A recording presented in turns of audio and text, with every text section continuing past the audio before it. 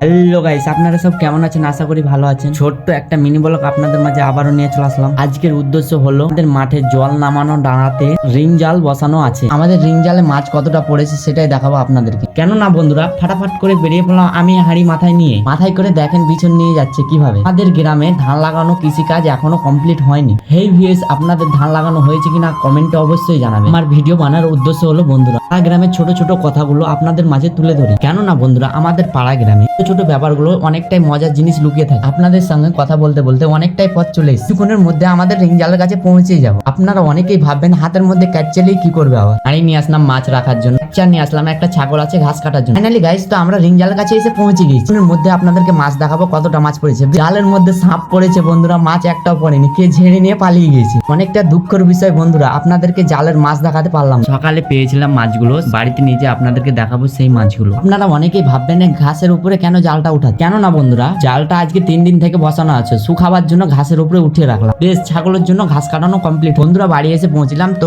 মাছের জলগুলো চেন করুন। আমকুচের মাছটা দেখেন কত বড়টা। বেশ, আমার হাত থেকে পিছল খেয়ে পালিয়ে যাচ্ছে। 3টা আছে, ছোটটা ধরার চেষ্টা করলাম, তো একটা লাফিয়ে পালিয়ে গেল। তাকে খুঁজতে খুঁজতে বেশ জল নিয়ে চলে মাছগুলো হাঁড়ির মধ্যে ঢেনে নেবো। বেশ, কটা শিঙ্গির মাছ কিলোখানে হবে নিয়ে চলে আসলাম। শিঙ্গির মাছে আপনারা এভাবে হাত দিবেন না, না তো হাতের মধ্যে কাঁটা গুজে দিবে। বন্ধুরা অন্য কোনো ভিডিওতে আপনাদের সঙ্গে আবার দেখাবে, সঙ্গে থাকুন।